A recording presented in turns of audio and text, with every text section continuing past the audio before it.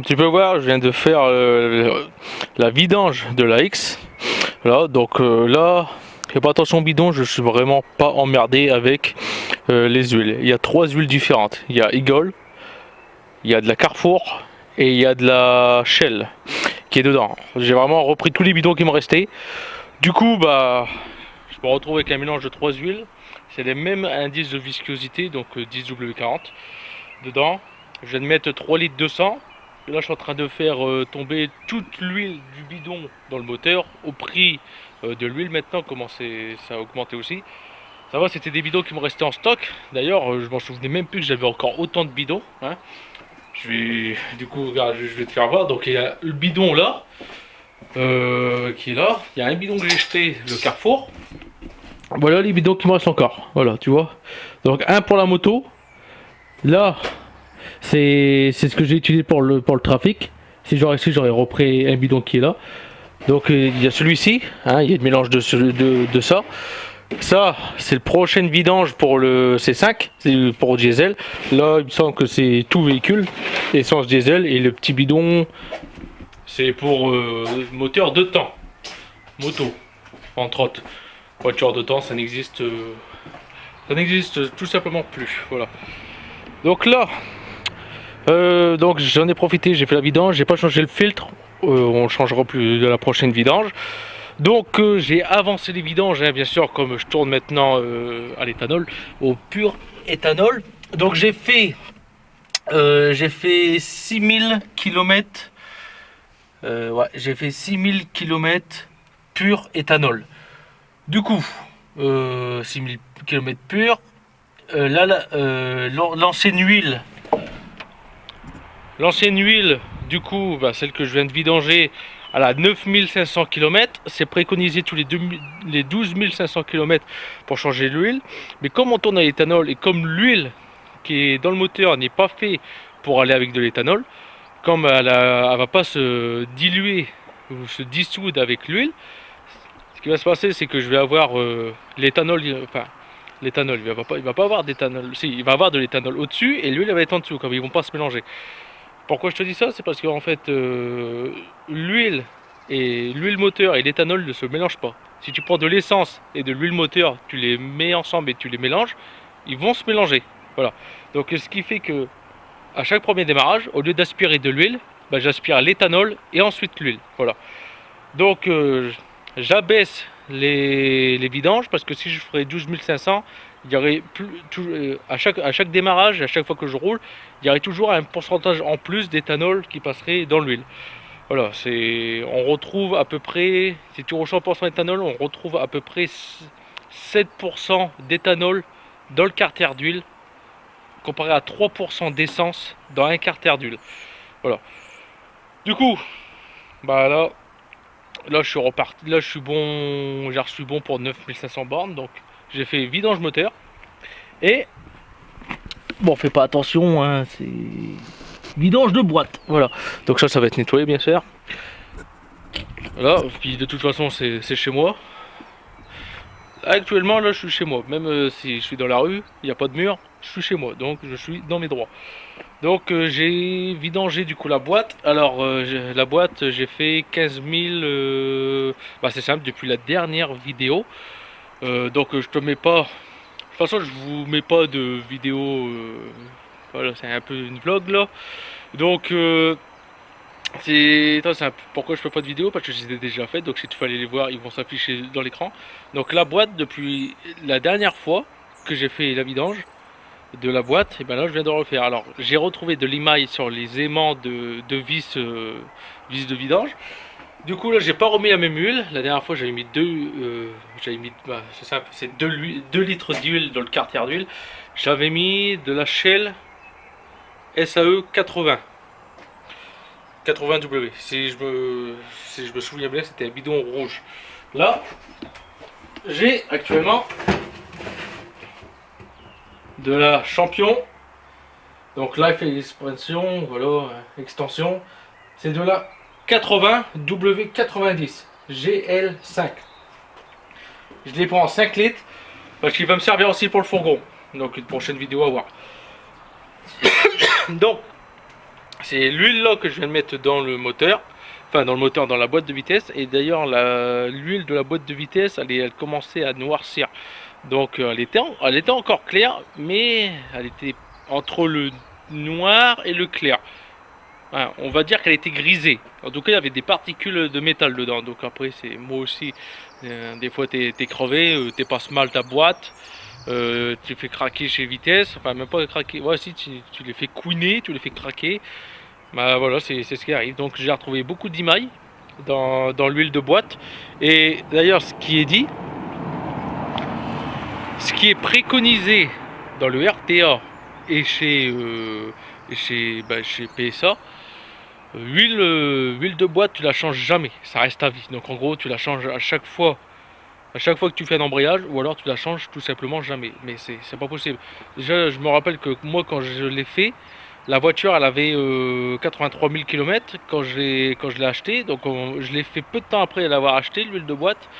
Je me souviens que l'huile de boîte a été noire. Et là, elle commençait déjà à griser au bout de... Bah, j'ai fait, allez, 15 000 km. Hein, 15 000 km, elle commençait à griser. Donc j'aurais fait encore 15 000 de plus, 30 000. C'était sûr, elle devenait noire. Même bien avant. Donc tu te rends compte, 83 000 km, l'huile d'origine, quand je l'avais. Voilà.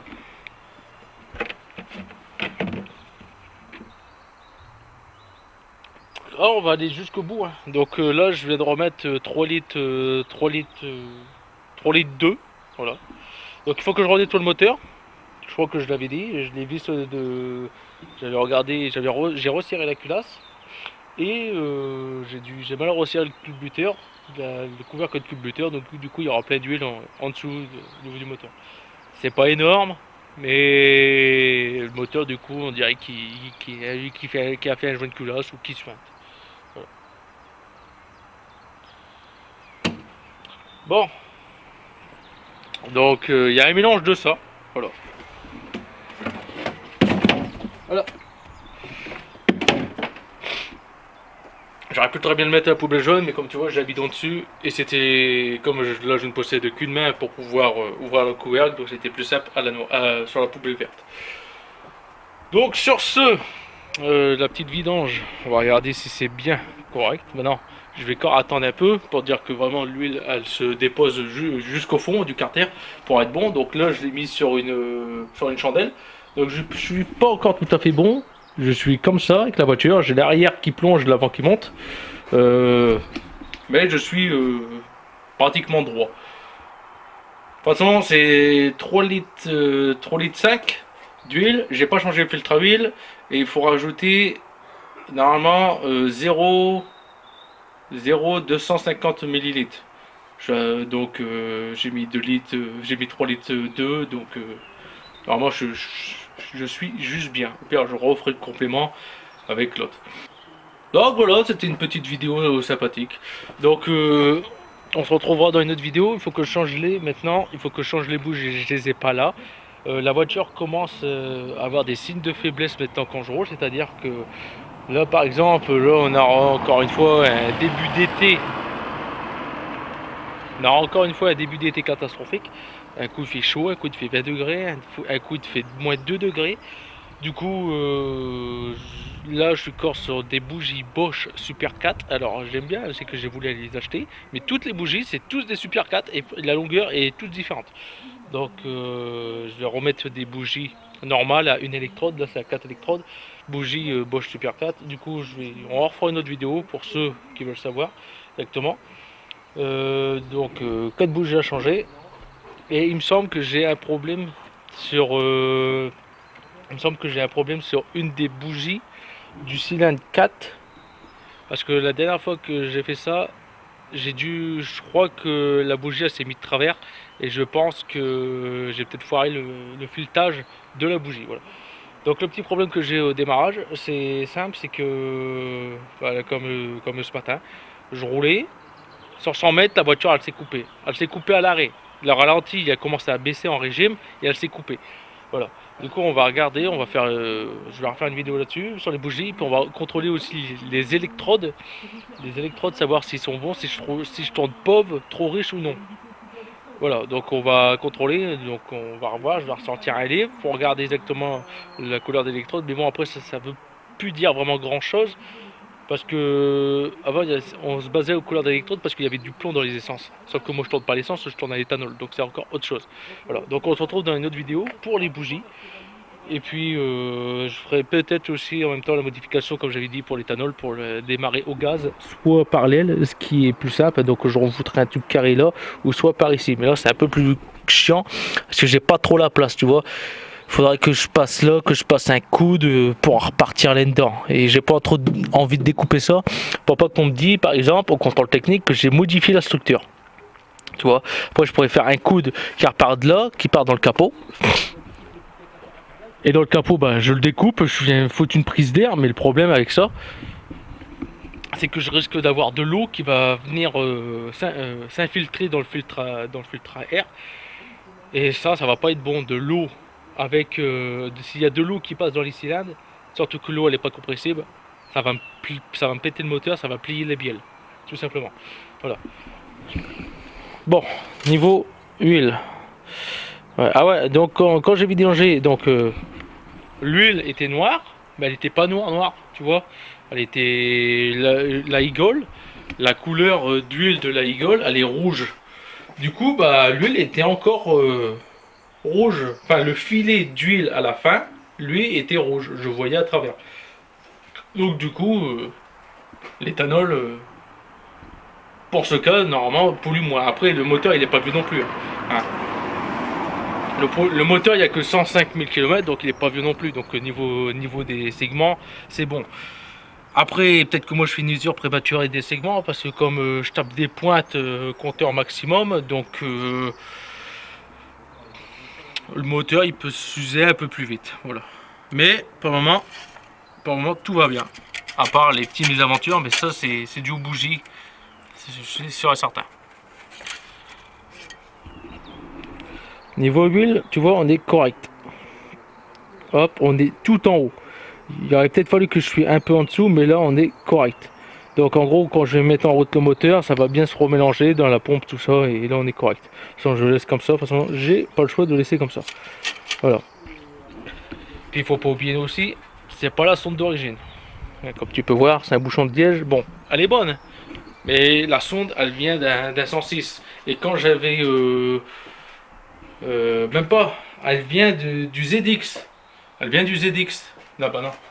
Non, le ZX, il est torsadé. Ah non, donc ça vient bien d'un 106. Et quand je les avais mis côte à côte, le 106, il était un peu plus bas que lui du AX. Pourtant, c'est les mêmes moteurs. Mais bon, ça doit se jouer vraiment à quelques millimètres. Donc là on est correct. Là, je sais qu'on est correct. Voilà. Donc, petite vidéo vlog. On va dire que c'est terminé. C'était pour dire de mettre un peu de contenu. Puis aussi en même temps pour vous donner quelques nouvelles de la X. Donc là, la X, elle est en train de se refaire une santé niveau mécanique. Voilà, donc prochaine étape à faire sur la X, et ben, c'est ce que je vous ai dit, les bougies et une ouverture pour éviter que j'ouvre tout le temps le capot. Parce que, vous vous souvenez bien, qu'est-ce qui m'est arrivé? C'est que quand j'ai travaillé dessus, j'ai mal refermé le capot, et ce qui s'est arrivé est arrivé. Il s'est ouvert sur la rocade à 130, capot ouvert, atterri dans la gueule. Bon, je l'ai bien rattrapé comme vous pouvez voir. Sur le niveau toit, bon là il y a un film, mais en dessous de ce film, là, en dessous de ce film là, c'est simple, il y a du mastic, et en dessous du mastic, bon, c'est pour ça que j'ai mis du film, parce que moi au niveau carrosserie, c'est pas du tout ça. Je débute vraiment, et tout ce qui est minutieux, j'ai pas de patience. Donc comme tu peux voir, le capot il a repris sa forme d'origine, mais le vinyle qui est au dessus, c'est vraiment un cache-misère. Et je l'ai repeint par dessus parce qu'il était bleu avec des crânes noirs dessus. Donc c'est pour ça que je l'ai repeint. Puis en même temps, comme vous pouvez voir, je suis pas emmerdé avec l'antenne, j'ai tout repeint. Hop, affaire réglée. D'ailleurs, il va falloir que je lui change le pare-brise, parce que comme vous pouvez voir, voilà. À l'heure où je tourne cette vidéo, nous sommes le 30 mars. Dans 5 jours, la voiture n'a pas le droit de rouler. Et je sais qu'elle passe pas contrôle technique à cause du pare-brise. Et ça, c'est emmerdant.